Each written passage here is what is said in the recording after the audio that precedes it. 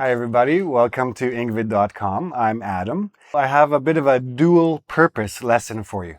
I'm going to talk to you a little bit about collocations, and I'm going to talk to you about alliteration, which is actually a very important tool for those of you who need to practice writing. Okay? It gives you a little bit of style, as you'll see in a moment. So first of all, what are collocations? Collocations are pairings or groupings of words that commonly appear together. Now, sometimes these can be idiomatic, meaning that when you put a couple of words together or 3 or 4 words together, it might change their meaning, but other times they're just commonly put together because that's how the language works. So for example, you do homework, you don't take homework, you don't make homework. So do and homework are always put together, and this is a collocation. Now, alliteration is a stylistic tool where you're putting words that begin with the same letter together.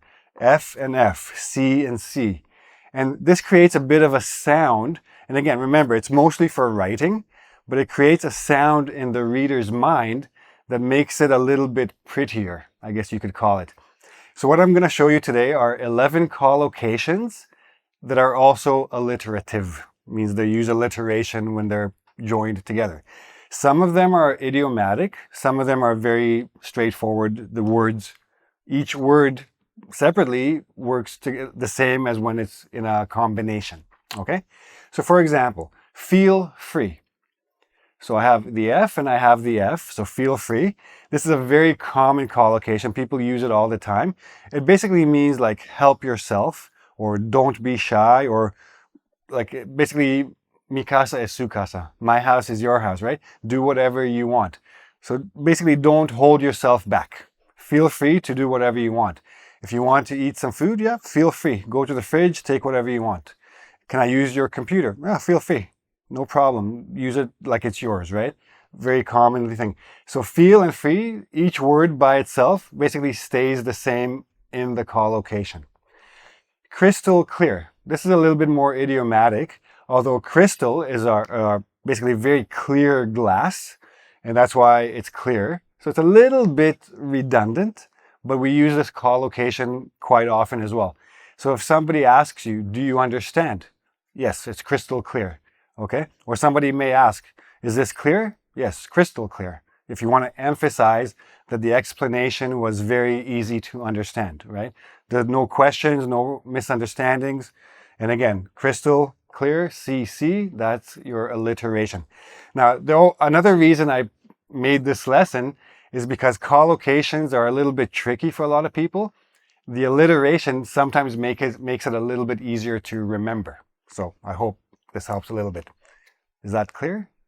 Crystal clear? Anyway, special someone. So now, when we talk about a special someone, this is a little bit idiomatic. If I say someone special means they could be very gifted, very talented, very beautiful, very something, right? But a special someone basically means someone you have a very close relationship to. So your husband, wife, girlfriend, boyfriend is your special someone. We don't say this about a family member. A family member you can think of as someone special. They are special to you. But your special someone is your boyfriend, girlfriend, husband, wife, etc. Hot-headed. Now, if you think about your head, it's at the top of your body, all the heat rises up, so maybe it's a little bit warm, but it's not hot. Hot-headed is, again, idiomatic. When we say someone is hot-headed, someone is hot-headed, that means that they get angry very easily. They have a very short temper. If someone is hot-headed and you say the wrong thing to them, they will yell back at you.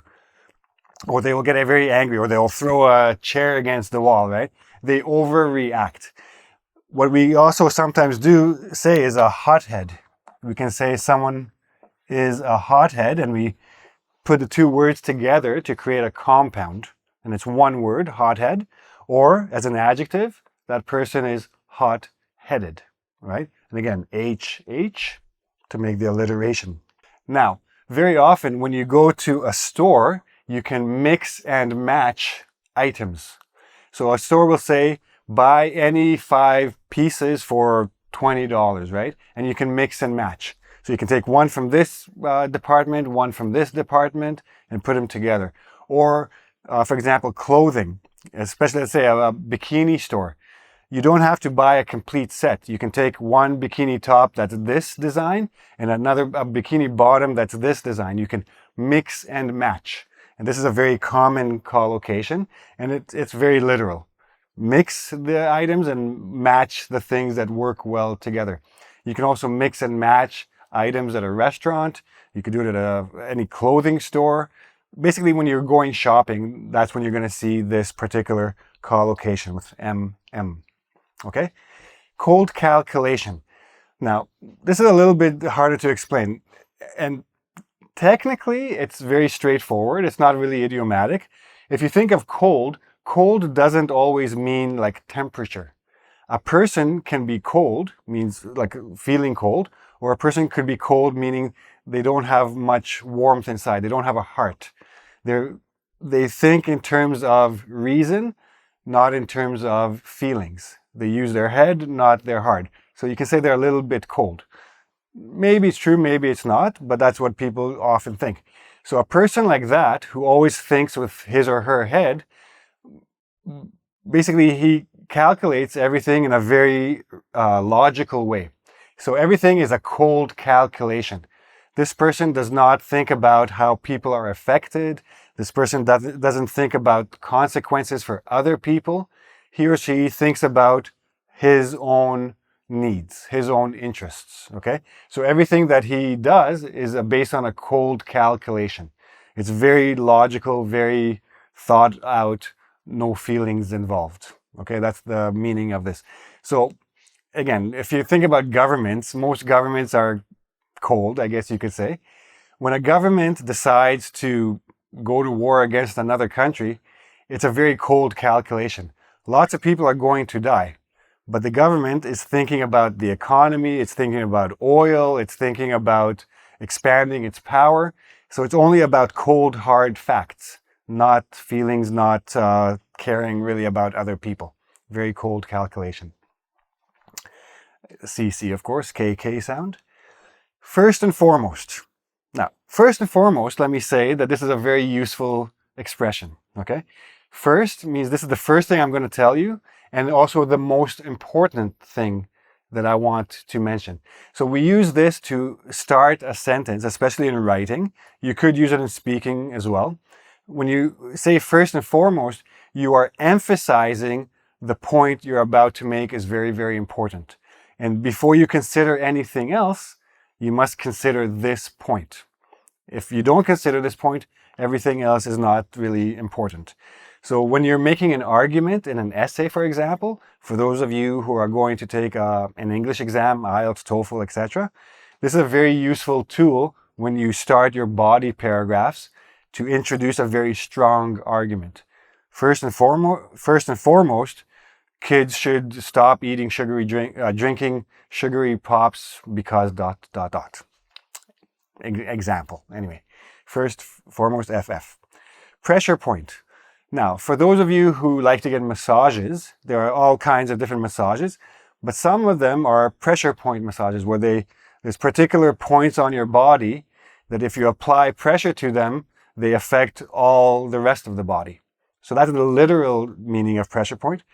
In terms of a person's feelings or a person's emotional state or mental state, everybody has pressure points where if you push that person a little bit past that point, they may react in a very strange or violent or unusual way, right? So everybody has pressure points. And if you really want to have good interactions with people, you need to understand each person's individual pressure points. So some people, you can make fun of them in a bar with lots of people around, and they will laugh and have a good time anyway because they don't care. Some people, if you say one thing a little bit negative about them, they blow up, right? Obviously, these people are hot-headed, but again, you have to understand what that point is not to press. So, for example, mothers and daughters. This is a great example. Mothers and daughters are masters of each other's pressure points. So my sister and my mother, I know they knew exactly which points to press when they wanted to make the other one angry or a little bit crazy. Oh, I lost something there. But so pressure points. I don't have many pressure points. I'm very easygoing. Rags to riches. Rags are like very dirty, old pieces of cloth. Like if you wear your clothing every single day for a year, after 1 year, it will look like rags. It will be dirty. It will be torn. It'll have rough edges. So those are rags. Riches basically means you're rich. So rags to riches means going from being poor to being rich, or from going from a very bad situation to a very good situation. Mostly, we use this to talk about somebody who became very successful, financially successful. Somebody who worked very hard, maybe came from a lower income family and then moved him or herself up to upper class family, or president of a company or whatever. So we usually use it to talk about money, but we can also talk about a rags to riches story, basically about success. Somebody who's not necessarily poor, but didn't really have any success in life, or nobody knew who this person was, nobody thought anything of this person, and suddenly this person became very famous or very successful. We say it's like a rags to riches story. This is a very common expression as well. When you look at somebody's life and how it's changed from not so good to very good. Safe and sound. Now, safe and sound actually mean the same thing. Sound actually means physically healthy or physically safe. Safe just means every other meaning of safe, right? So when we say safe and sound, we're just emphasizing that emotionally, physically, everything is okay, especially when somebody goes on a trip, right? So if I go on a journey, when I get there, I would call my family and say, yeah, I arrived, I'm safe and sound. I'll call you next week when I'm heading back. Very common expression as well. Very straightforward, just as it means, okay? The rags to riches, a little bit idiomatic there. Last one, tall tale. Tall and tale. Tale means story, like an old story that has a meaning in it, but then generally story.